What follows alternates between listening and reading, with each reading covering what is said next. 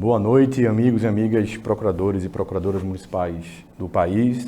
Com satisfação que nos encontramos nesta noite com a finalidade de lançar o livro da NPM, que é este livro que vocês estão vendo à minha direita e também aqui, a obrigatoriedade constitucional das procuradorias municipais, cujos coordenadores sou eu, o Carlos Mourão e o Rafael Serafim.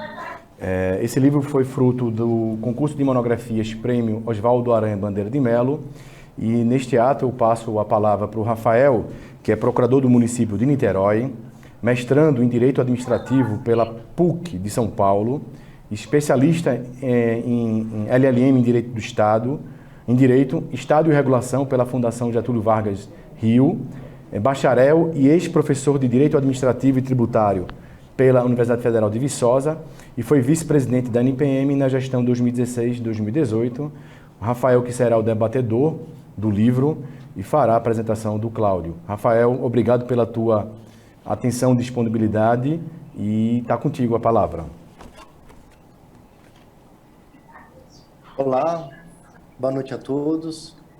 Vamos dar início, então, a mais um painel do Congresso Virtual da NPM. Primeiramente, gostaria de saudar o nosso presidente da NPM, o Dr. Gustavo, em nome de quem cumprimento toda a diretoria e estendo, Gustavo, esses meus cumprimentos a todos os procuradores, em especial vocês que nos assistem nesta noite de hoje. Parabenizo também a NPM pela realização de mais este Congresso Nacional, que é o segundo virtual em razão da pandemia, mas, salvo engano, é o nosso 17º Congresso seguido. E parabenizo aqui na pessoa competente da nossa diretora científica, a doutora Thaisa Sintra, e na sua pessoa, Thaisa, sintam-se envolvidos e parabenizados todos os envolvidos no Congresso. Bem, o Gustavo já me apresentou, meu nome é Rafael, eu sou procurador de Niterói. Agradeço muitíssimo à NPM a honra e a gentileza de ser um anfitrião deste painel que tem a palestra do professor Cláudio Madureira.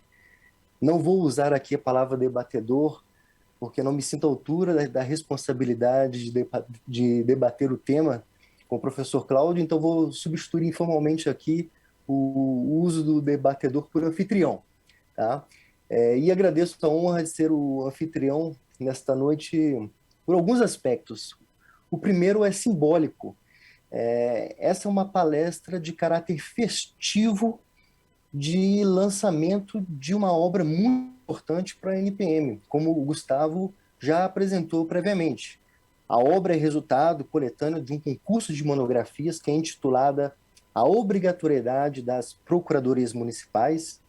É uma obra importantíssima porque ela debate um tema que é a nossa própria certidão de nascimento.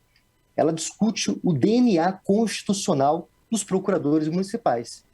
E a NPM passa a ser fiduciária da responsabilidade legada pelo professor Celso Antônio Bandeira de Melo, a partir desse prêmio, dessa obra, de um concurso batizado com o nome do seu pai, o professor Oswaldo Aranha Bandeira de Melo, que foi um procurador municipal e um nome importante, um nome incontestável no direito administrativo, na história, na biografia do magistério no Brasil, né? O seu nome alcunha a biblioteca da PGM São Paulo, é o nome do prédio de direito da PUC São Paulo, é realmente um nome muito importante no direito brasileiro. E o segundo aspecto que me honra muito de ser anfitrião dessa palestra é porque eu sou um grande fã da produção bibliográfica do professor Cláudio Madureira, notadamente aqui do tema da advocacia pública. O professor Cláudio domina a questão como poucos no Brasil, sobretudo porque dedicou a sua tese de doutorado na PUC São Paulo ao estudo da advocacia pública. E essa tese, inclusive, se converteu em uma belíssima obra pela editora Fórum, que tem esse nome, Advocacia Pública. E feita essa apresentação mais informal e revelada aqui a minha tietagem jurídica, o professor Cláudio, vamos à palestra, mas de uma forma um pouco mais convencional, a apresentação do seu currículo, né? O professor Cláudio, ele tem uma trajetória profissional na advocacia pública e uma trajetória acadêmica muito bem sucedida. O professor Cláudio, na advocacia pública, ele integra os quadros da Procuradoria-Geral do Estado do Espírito Santo, e na academia o professor Cláudio, ele é mestre em processo civil pela Federal do Espírito Santo, ele é doutor em Direito do Estado pela PUC São Paulo, e dentre outras atividades docentes, o professor Cláudio, ele leciona Direito Administrativo na própria Universidade Federal do Espírito Santo. Então, passo a palavra ao professor Cláudio, que eu estou aqui ávido para escutá-lo e com certeza todos os ouvintes aqui.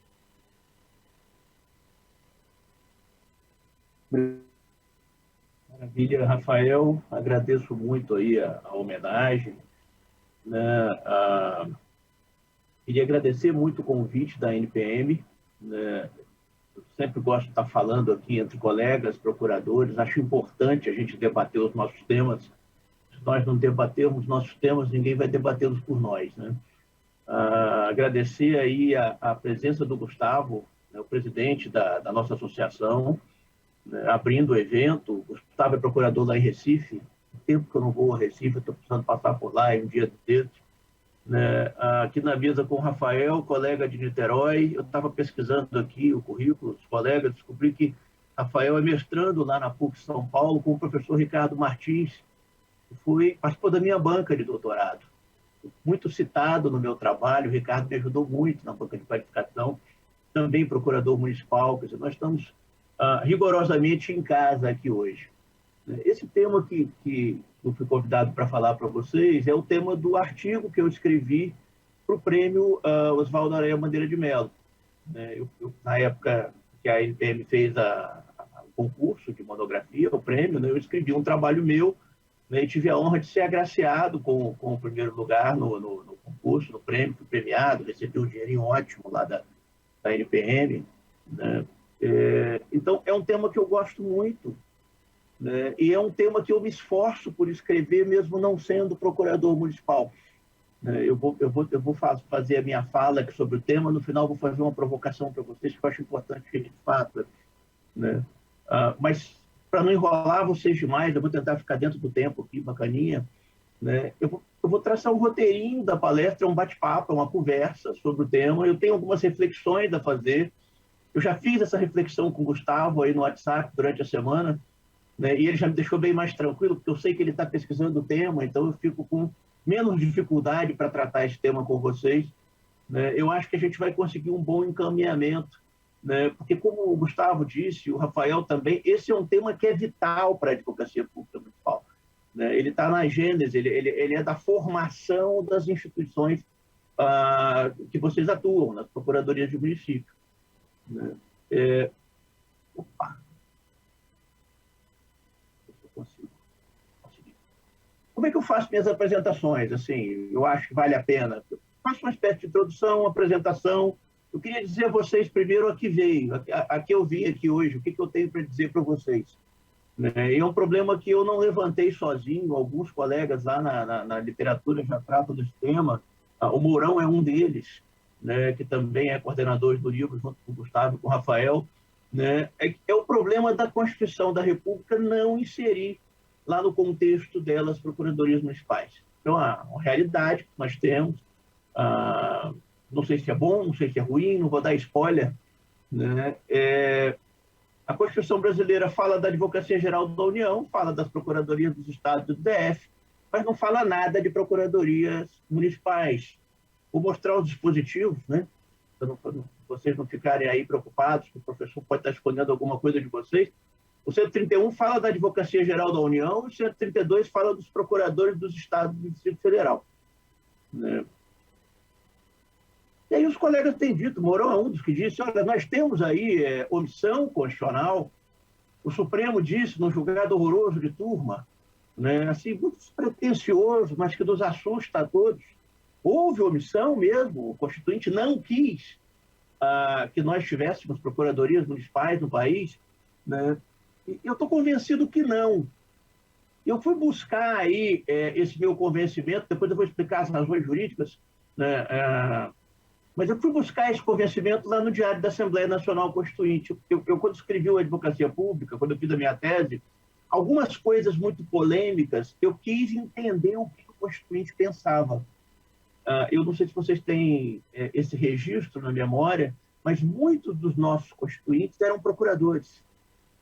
Bernardo Cabral, relator da Comissão de Redação da Constituição, procurador do Amazonas, Ulisses Guimarães, procurador de São Paulo, Michel Temer, procurador de São Paulo, procuradores aposentados à época, mas procuradores, pessoas que entendem da nossa realidade. Eu não consigo conceber que essas pessoas tenham incorrido nesse tipo de omissão constitucional.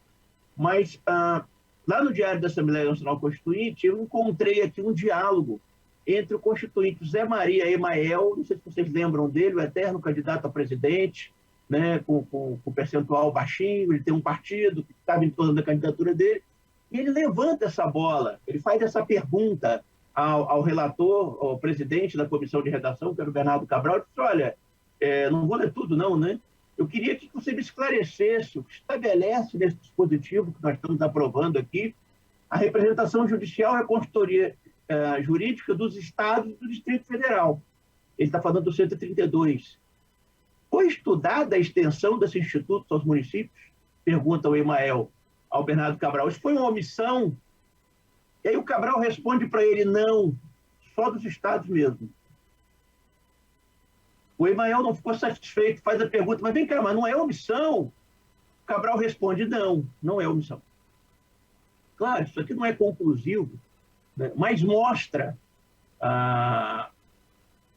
que esse dispositivo não era para excluir município. É porque ele era para tratar de Estado e Distrito Federal, o 131 era para tratar de União. Né? A gente, diante desse fato constitucional, eu não vou chamar de omissão, né, a gente precisa entender o que houve. É claro, retoricamente, aqui na ciência do direito, nós estamos em casa, nas procuradorias aqui, mas a gente fala num congresso, não preciso falar no plano da ciência para vocês, né? A gente precisa construir aí soluções interpretativas para concretizar o que o Constituinte fez lá na Constituição. Eu queria começar a expor a vocês a minha visão desse tema, a visão que foi bem aceita lá no prêmio da NPM, tanto que eu ganhei ali o prêmio Oswaldo Aranha Bandeira de Mello, e eu explico esse fato constitucional a partir das funções essenciais da advocacia pública. Quem leu meu livro sabe que eu trabalho ali não apenas duas funções, atividade consultiva e contenciosa, mas uma terceira atividade típica de advocacia pública, que é a atividade de controle jurídico. Todo mundo sabe qual é a atividade consultiva, todo mundo sabe qual é a atividade contenciosa, o controle jurídico é ali um misto das duas, ela é exercitada quando as duas têm lugar aí no mundo dos fatos, no dia a dia dos procuradores. Na consultoria, nós atuamos respondendo dúvidas que são formuladas pela administração e também nas hipóteses em que o legislador diz que é obrigatória, é necessária uma manifestação da procuradoria. Nós manifestamos através de pareceres, se a gente puder cogitar aí uma atividade de assessoramento, fazendo reunião, emitindo notas técnicas, é uma atividade de orientação jurídica que nós fazemos ali no dia a dia das procuradorias. Já o contencioso é quando a aplicação do direito pela administração é dada, ela está feita, né? E o administrado, servidor ou contribuinte da matéria tributária ou uma pessoa que pretende uma aposentadoria da matéria previdenciária, ele insatisfeito com aquela decisão administrativa, ele procura o Poder Judiciário. E ali a gente, como procurador, apresenta defesa, recurso. Mas não só, né, gente? Nós trabalhamos aí a contenção da litigiosidade do poder público. Esse é o tema da minha tese, né, principal. O livro chama Advocacia Pública, mas o livro é sobre acordo, sobre reconhecimento do pedido, né?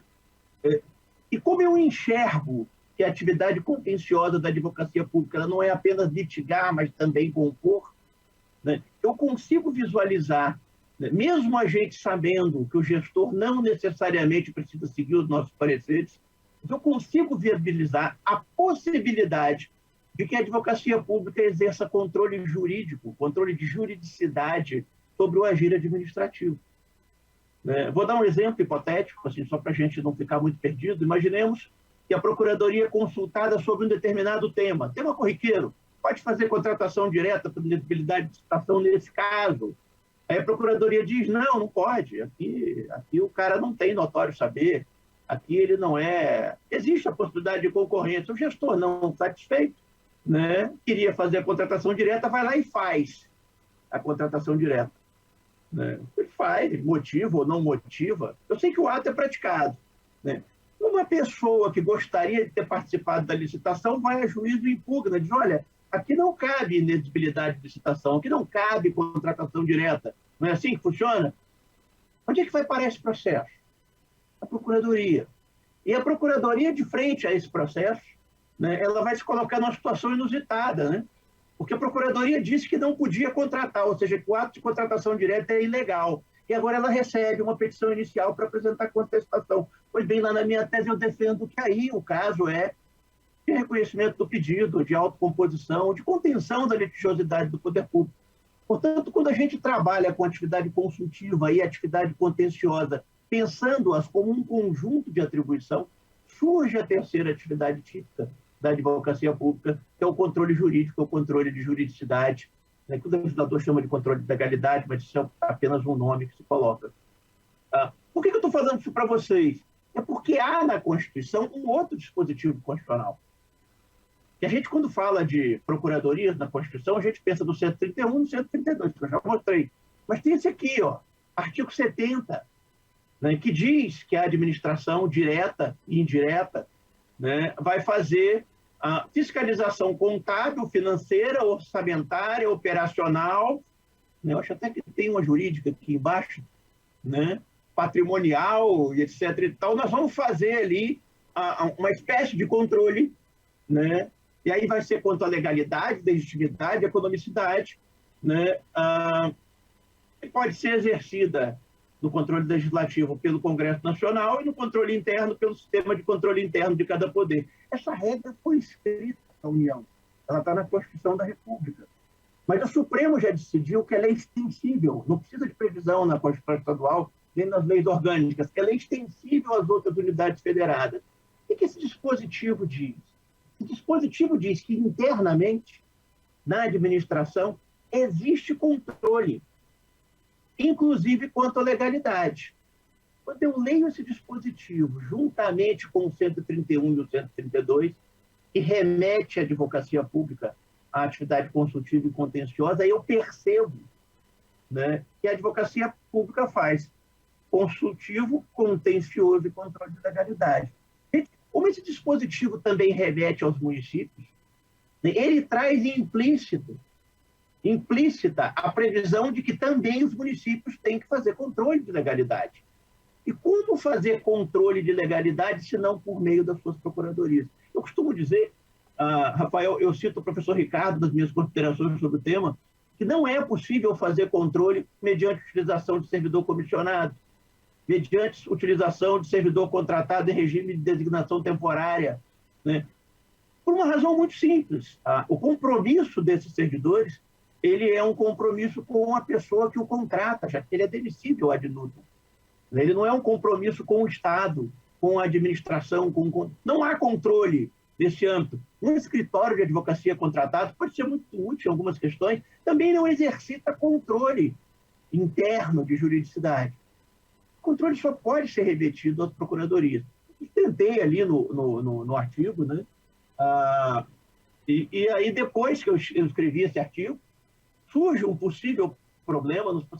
Você deve conhecer esse julgado do Supremo, de 2019, né? Relatado pelo ministro Luiz Fux, né? Em que ele diz que não há previsão na Constituição Federal da Advocacia Pública Municipal, não tem norma lá de reprodução obrigatória, então, portanto, não precisa ter procuradoria de município.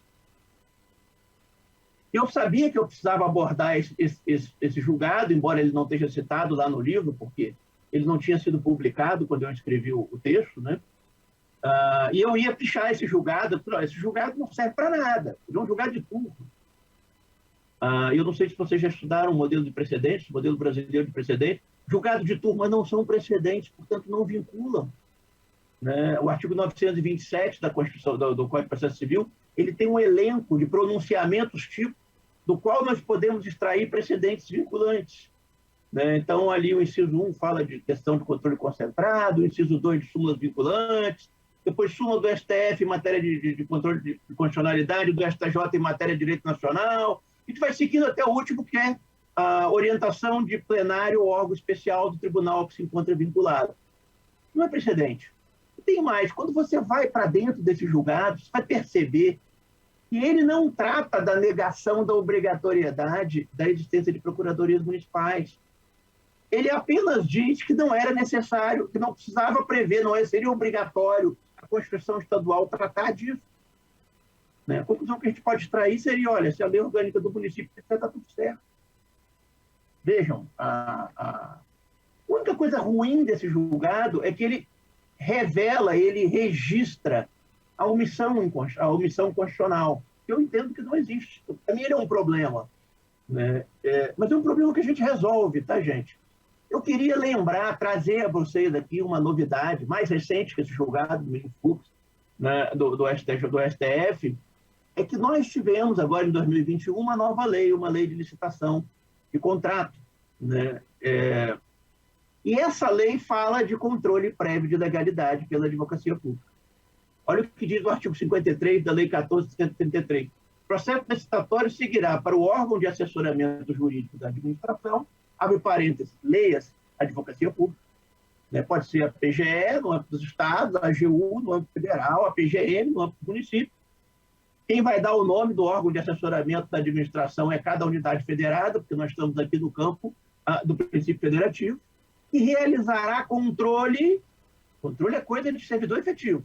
Não é comissionado, nem terceirizado, nem advogado contratado. Prévio de legalidade. Processo licitatório. Aí viu o parágrafo 4º do dispositivo e fala, olha, não é só na licitação não, hein? Na contratação direta, nos acordos, nos termos de cooperação, convênio, ajuste. Isso tudo e mais os seus termos aditivos. Em licitação e contrato, tem controle.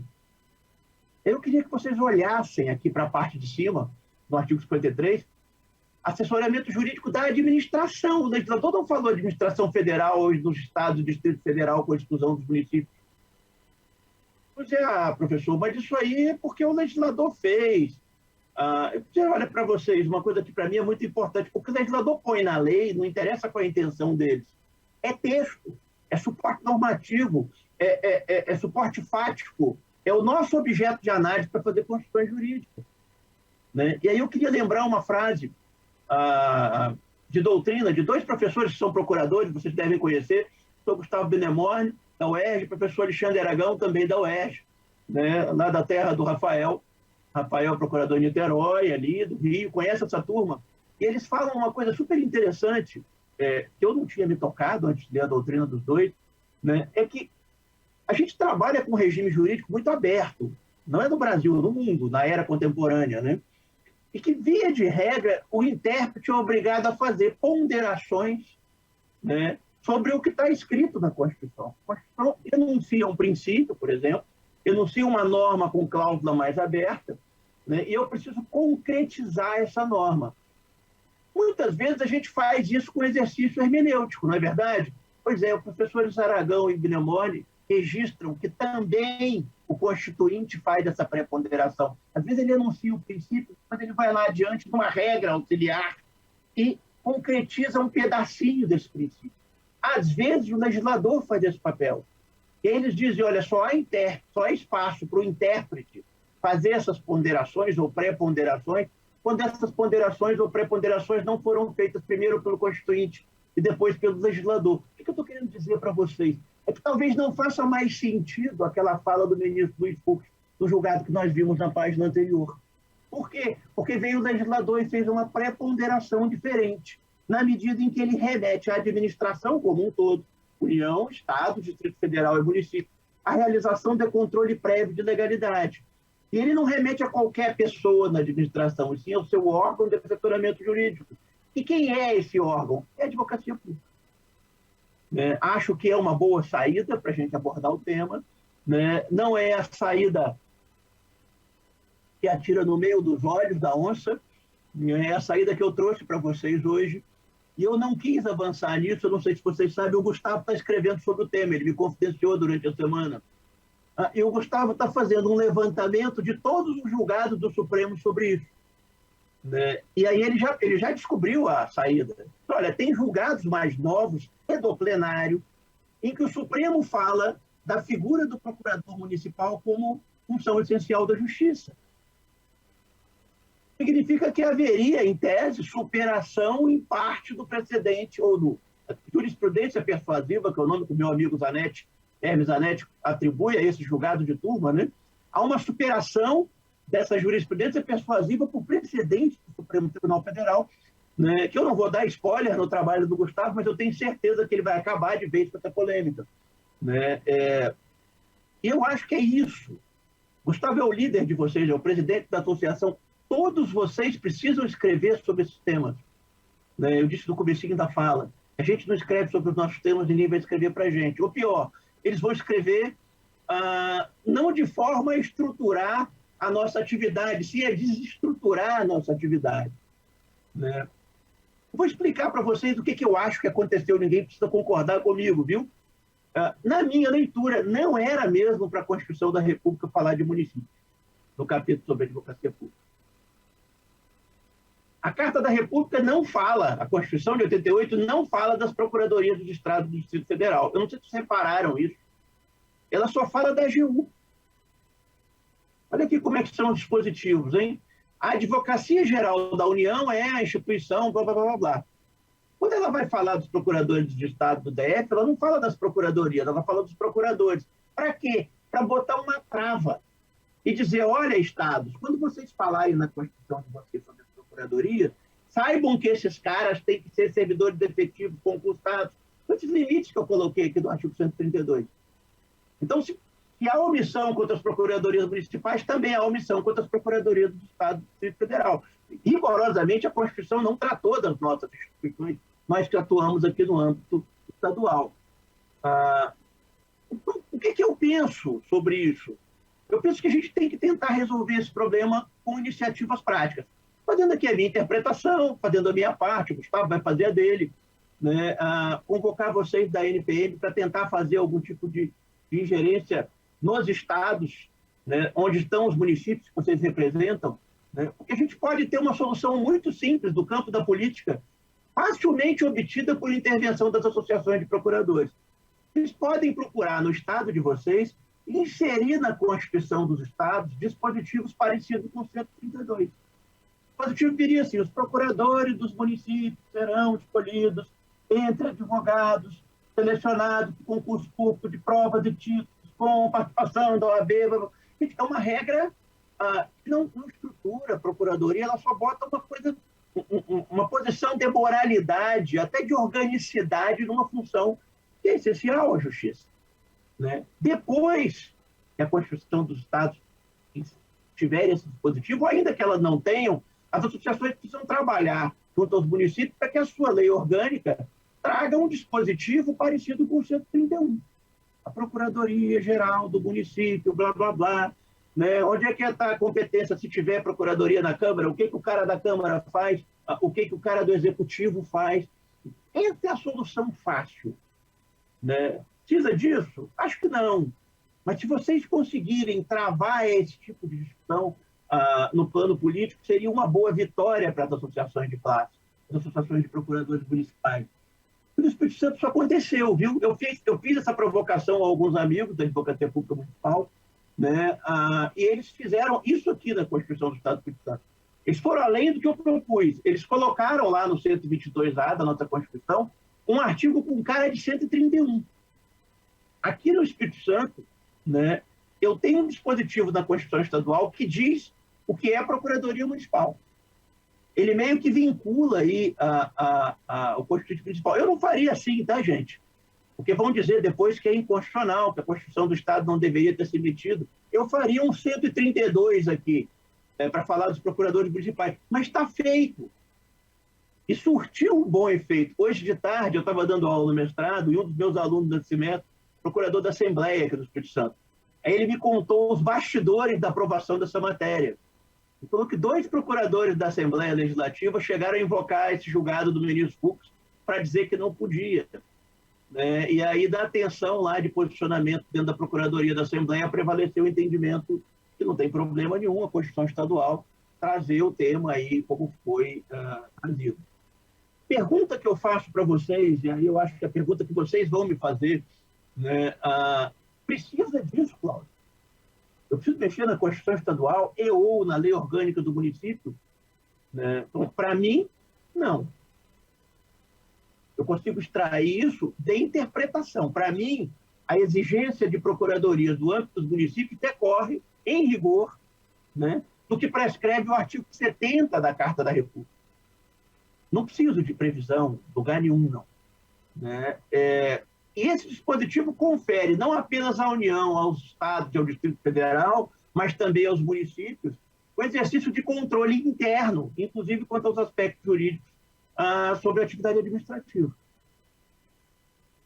Entendam, nós estamos trabalhando em duas frentes aqui. Né? Minha tese, que eu levei lá no artigo, foi aprovado para o livro que o Gustavo está lançando com o Rafael hoje. É uma interpretação jurídica do ordenamento em sua integralidade. Aí eu afirmo, olha, Procuradoria Municipal, imposição constitucional. Achei um facilitador. Nós estamos falando para associações de procuradores, Associação Nacional, várias associações aqui representadas no nosso evento, né? Seria possível uma construção política, de articulação política, para simplificar isso. Né? E aí, se vocês conseguem fazer essa construção, o que vocês fazem? Vocês colocam marcos normativos que simplificam a atividade interpretativa, né? E vai fazer com que os prefeitos recuem, né, da iniciativa de tentar colocar gente de fora para dar parecer dentro das procuradorias. Não, mas não precisa. Eu não estou aqui dizendo que tem que ter modificação na Constituição Estadual, nem na Constituição Municipal. Né? Por quê? Porque eu tenho o artigo 70 da Constituição.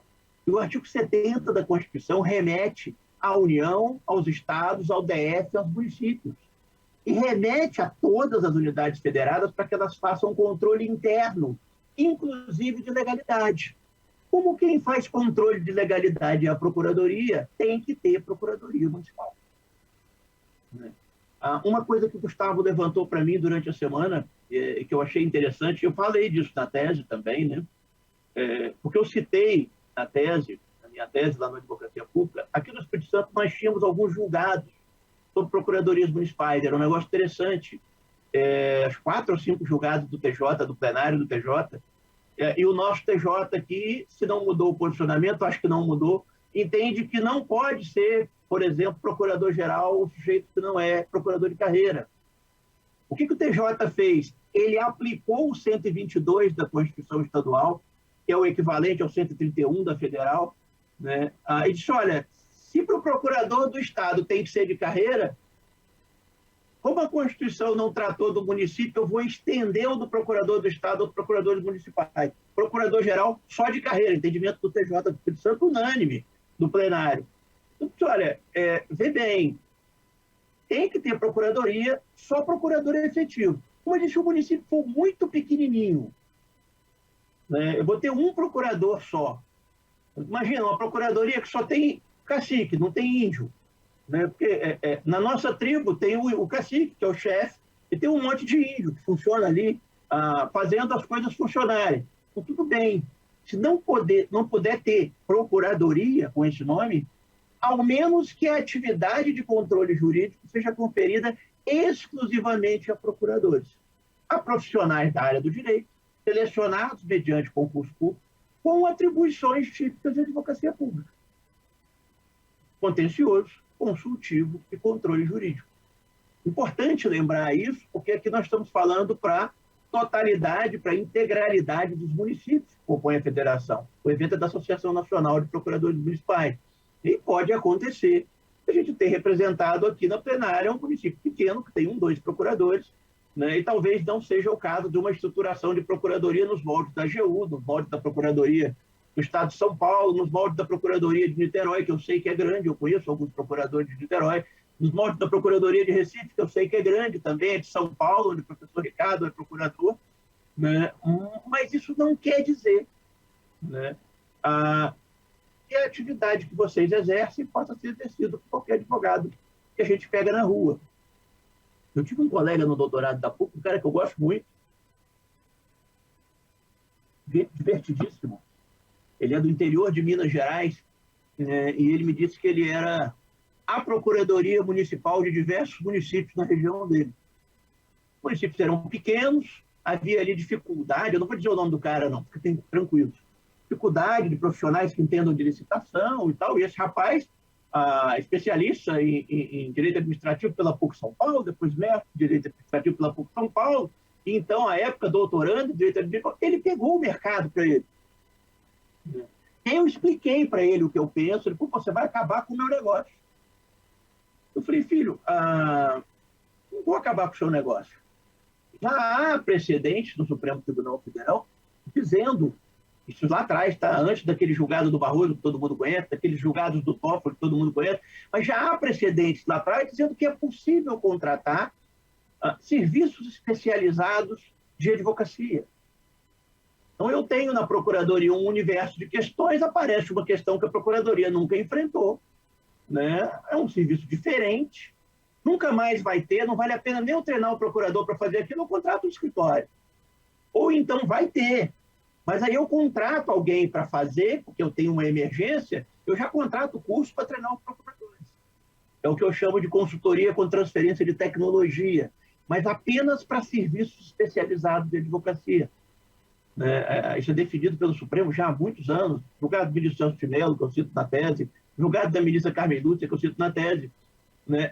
Isso não autoriza os escritórios a assumirem a Procuradoria. Eu vou fazer execução fiscal para a Procuradoria. Não. Para fazer uma grande, tiver uma discussão que envolve, sei lá, uma coisa esquisita, petróleo e gás, que é o tema que eu trabalho no Estado, e aí o município, ninguém mexe com isso, tudo bem, contrata o cara para fazer essa execução fiscal, né? Mas não vai assumir a execução fiscal, não vai assumir as licitações, igual o meu colega lá da PUC dizia, eu sou a Procuradoria, no meu escritório é a Procuradoria de diversos municípios. Por que eu estou dizendo isso para vocês? Porque essa é a briga diária. Né? Quando eu comecei na Procuradoria do Estado do Espírito Santo, já se vão aí quase 20 anos, né? Eu ainda encontrei contratos de escritório de advocacia privada para tocar as nossas demandas. Contratos horrorosos, ruinosos, pagando êxito, né? Alguns dos quais eu tive a oportunidade de sacanear ao longo da minha estada como procurador do Estado. A gente fazia aquele contrato escabroso lá, ele ia fazer, acontecer, ele começa a perder as ações todas, aí entra o procurador que entende alguma coisa de coisa alguma, faz um acordo, resolve o processo, o cara vai lá e apresenta a fatura, olha, lá no meu contrato dizia que se fizesse um acordo você tinha que me pagar. E aí eu fui fazer os meus planos, para, a contratação é irregular. Se você tivesse ganho alguma coisa, eu daria efeito, teoria dos efeitos dos atos nulos. Né? O professor Celso Antônio tem um livro do professor Ricardo Martins sobre o tema, que é excelente, recomendo a leitura.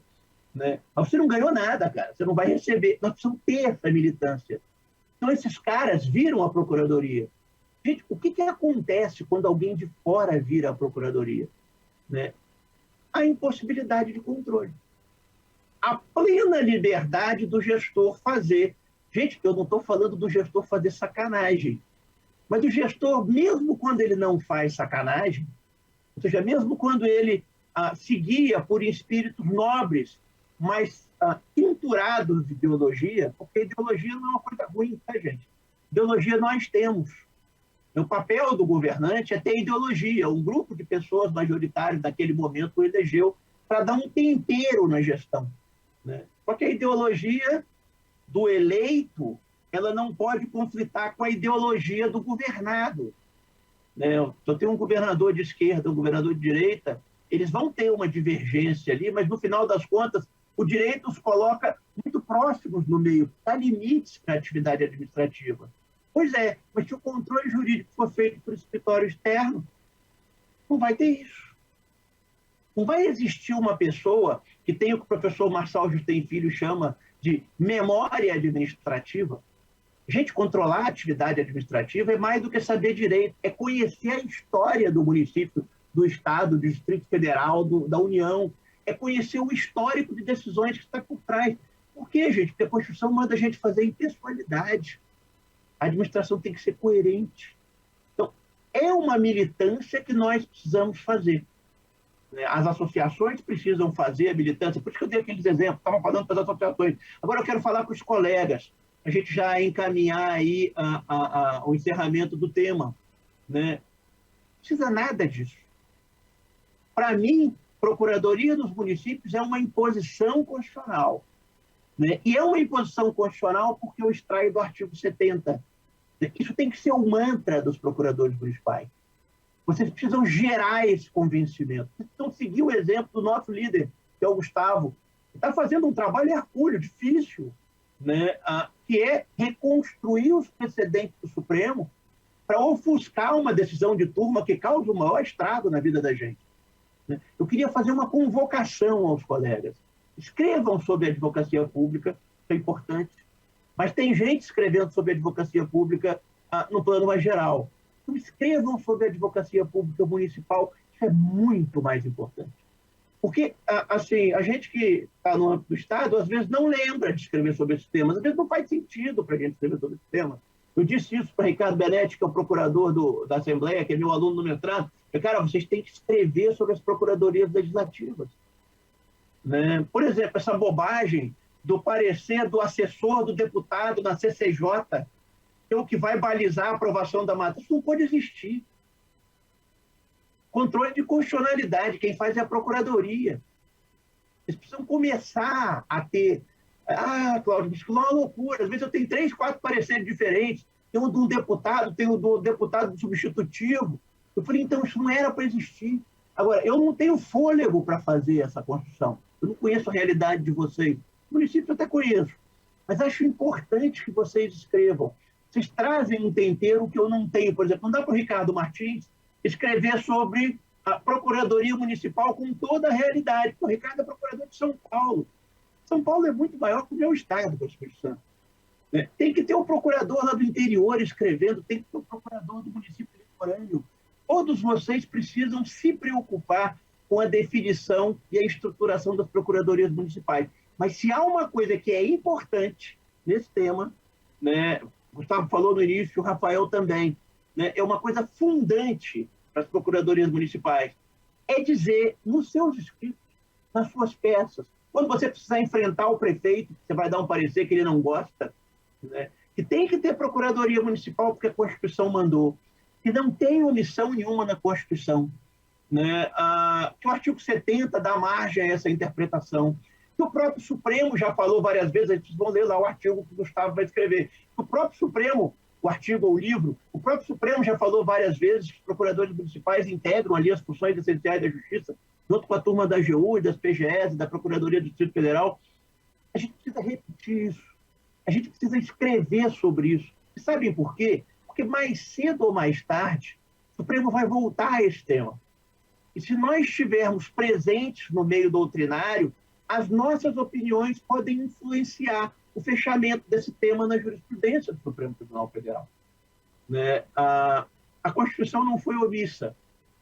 É preciso que a gente trabalhe nesse momento para que nós também não sejamos omissos. Né? Eu estou falando de mim, que eu escrevo sobre o tema, e estou falando especialmente de vocês, né, que vivem a advocacia municipal, né? Não sejam omissos no tratamento da casa da gente. Eu estou pedindo que vocês sejam corporativos, tá, gente? Eu tenho nervoso com essa coisa de corporativismo. Para mim, direito é direito, está acabado. Né? Mas defendam o que é direito para as suas casas, para as suas instituições. Isso é que é importante. Esse é o papel do procurador. E o que a gente faz nessa linha é para o bem da sociedade. De certa forma, nós controlamos juridicidade com o propósito de prevenir atos de corrupção e malversação de recursos públicos. Nós não temos compromisso com o governante, com o gestor, não é assim que funciona? Nosso compromisso é com o princípio da legalidade, é com a ideia de interesse público, é com as entregas à sociedade. Né? Nós aqui atuamos dentro da administração, estou falando nós procuradores, mas nós servidores, né? Nós exercitamos aquilo que o artigo 169 da lei de licitações, a nova lei de licitações, chama de linhas de defesa da administração. Né? E o dispositivo fala em 3 linhas de defesa. Tem uma primeira linha de defesa que integra todos os servidores, uma segunda linha de defesa que fala do controle interno do órgão e entidade da advocacia pública, e uma terceira linha de defesa que abarca as controladorias dos tribunais de conta. Então, sejamos linha de defesa.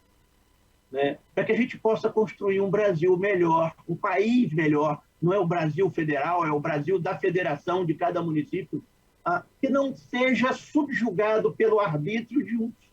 Nós vivemos num Estado de direito, num Estado que se diz democrático de direito. Interpretação jurídica também é democracia.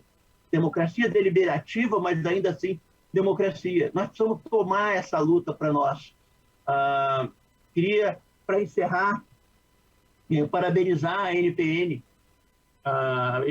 pela iniciativa, não apenas de lançar o prêmio, né, foi ótimo. Os textos foram levados à internet na época, mas por insistir no tema e lançar esse livro é importante. Né? Quando eu fui fazer doutorado, não tinha livro sobre advocacia pública. Né? Eu encontrei um livro de uma turma da AGU, lá eu achei os trabalhos do Mourão, por exemplo. Né? Esses livros servem de referência para a interpretação. Esse livro de vocês pode ser usado pelo Supremo para definir essa questão. A gente precisa continuar nessa batida. Né? Parabéns à associação, parabéns aos colegas pelo engajamento, parabéns ao Gustavo pela iniciativa de tomar ele próprio à mão a iniciativa de escrever uma obra sobre esse tema. Parabéns ao Rafael, que eu sei que estuda esse tema também, está lá na PUC, colado com o Ricardo Martins, que é um puta professor. A gente precisa, nesse momento, se abraçar para levar essa pegada adiante. Agradeço a todos pela atenção. Acho que não passei da hora. Não passei. Faltando um minutinho para terminar. Forte abraço a todos, estou à disposição.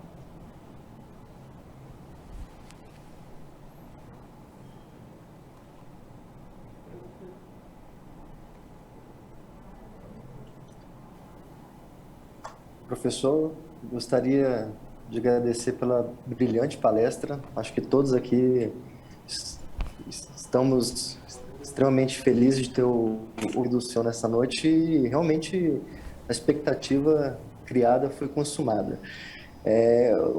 O aspecto que o senhor colocou no final, professor, eu acho que, até usando a metáfora da Constituição, se há ou não essa omissão da Constituição a respeito da Procuradoria Municipal, o fato é que existe uma omissão da produção bibliográfica a respeito do tratamento científico a respeito da Procuradoria Municipal. E essa omissão deve ser suprida.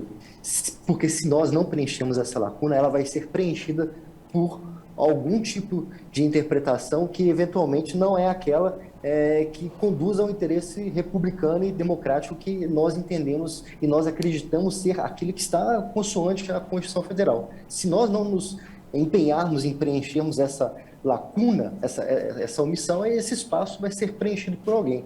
Então, de fato, o convite que o senhor lança ele é muito importante, nós temos que preencher essa lacuna de fato. Realmente, a produção bibliográfica era muito pequena e daí realmente veio a ideia do concurso de monografia sobre esse tema, professor. Só duas observações aqui sobre a exposição, professor. O senhor fez um cotejo aí da Lei 8.666 e a 14.073 a respeito do controle interno e o papel da advocacia pública. Se foi intencional ou não o uso semântico das expressões na lei, mas o fato é que eu acho que ela altera substancialmente o papel da advocacia pública ali. O fato é que, por exemplo, eu estou com um artigo nessas filas eternas de Qualis, em que uma das minhas abordagens ao ter dito ali é que, inclusive, na Lei 8.666 eu sempre falava assessoria jurídica e agora na 14.133 fala o tempo inteiro o órgão da administração pública. Órgão é círculo interno de atribuições. Órgão só pode ser a própria administração pública. Órgão não pode ser escritório de advocacia. Escritório é externo, é contratado. E cargo em comissão a gente vai excluir pelo próprio artigo 7º, inciso 1 e outros dispositivos da 4.133, que coloca a precedência dos servidores efetivos. Então, a 14.103 altera substancialmente o regime, a meu ver. Professor, eu gostei muito de uma diferença que o senhor colocou, que eu acho que causa uma certa confusão na abordagem do tema, do artigo 131 e 132 da Constituição, que é o órgão e o agente. As pessoas parecem confundir as questões. Existe a obrigatoriedade do órgão da advocacia pública, existe a obrigatoriedade do agente do procurador. O senhor colocou isso muito didaticamente na sua exposição.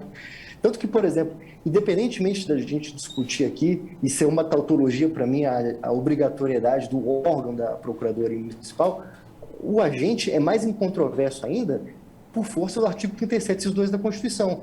E aqui eu agrego, com base na sua palestra, o artigo 70 da Constituição, que vai ser o controle interno.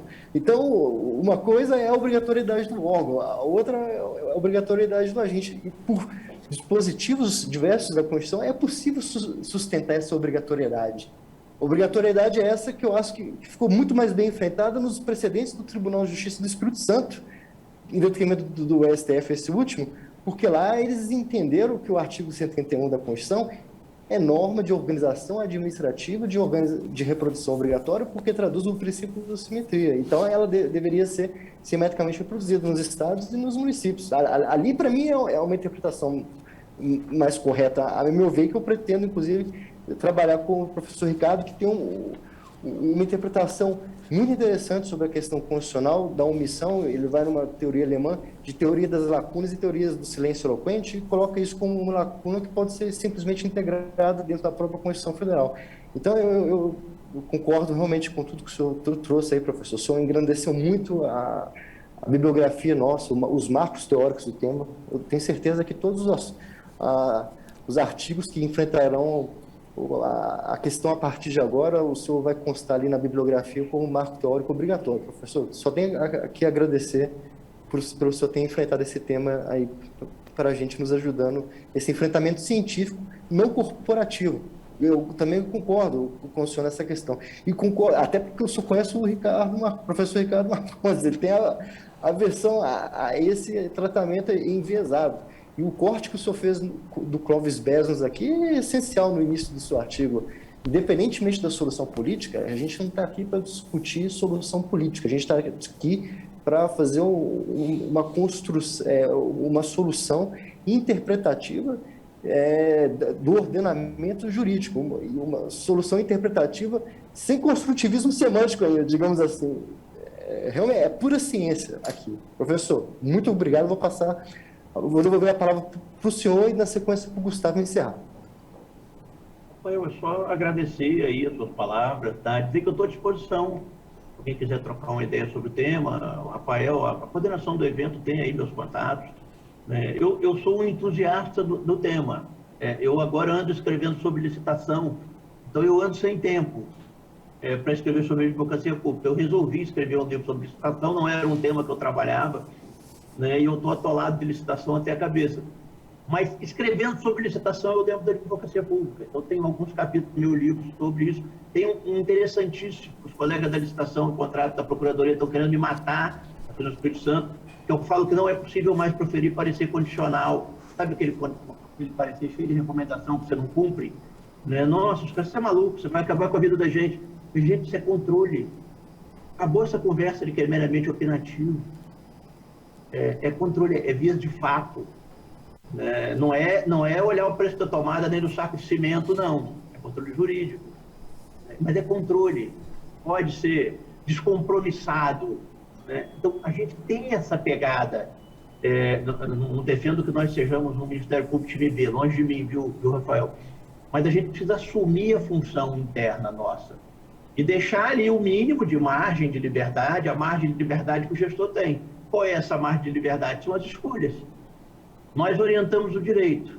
Eles precisam se conduzir com base no direito. Da legalidade, eles fazem as escolhas. Se a gente orienta o direito, checa se a orientação for cumprida, a gente faz controle. A gente só orienta, a gente não faz controle. O controle talvez seja a grande sacada para as procuradorias ganharem o respeito que elas merecem. Não é o controle, não é autonomia financeira, dinheirinho, nem autonomia administrativa, tem iniciativa para ser bobagem, isso vem com o tempo. A Defensoria Pública conquistou a dela, não vai chegar para a gente um dia.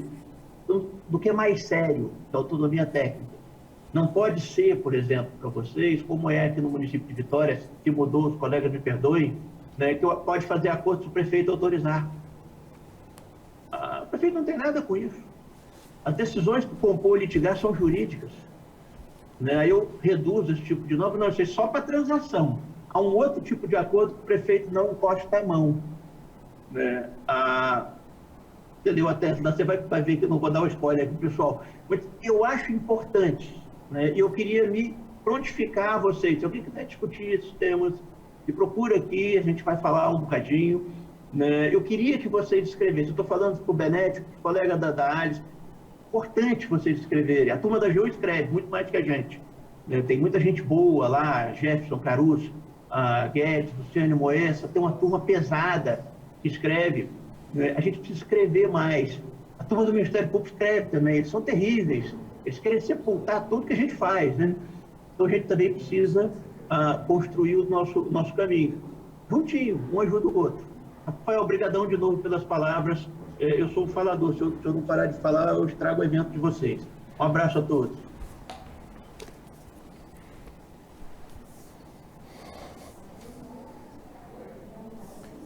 Só nos resta agradecer a participação tanto do Rafael quanto do Cláudio pela brilhante exposição, Cláudio.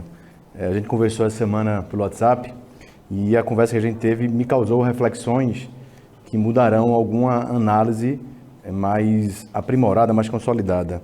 E a tua fala hoje provoca ainda mais reflexões para que a gente possa aprimorar uma análise dessas jurisprudências do STF e de doutrina.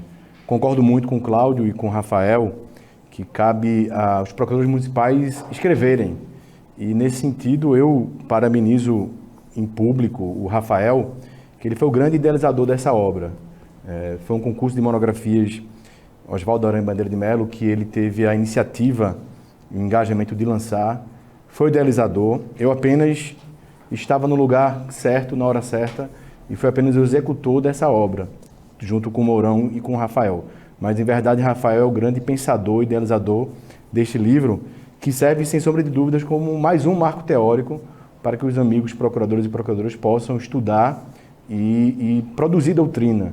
Porque produzindo doutrina é que a gente vai poder ser consultado pelos magistrados, ministros, e isso influenciará de forma precisa e peremptória nas jurisprudências favoráveis à advocacia pública municipal. Este livro está à venda no site da Editora Fórum, tem um link no site do Congresso e tem um desconto, salvo engano, de 20% ou 30%.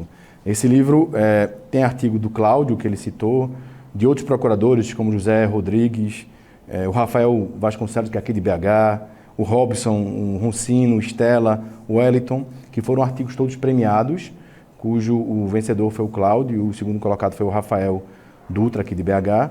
E também tem artigos de convidados, 3 convidados. O primeiro foi o Ricardo Marcondes, um artigo muito bom, que ele faz essa análise de lacuna, omissão, silêncio.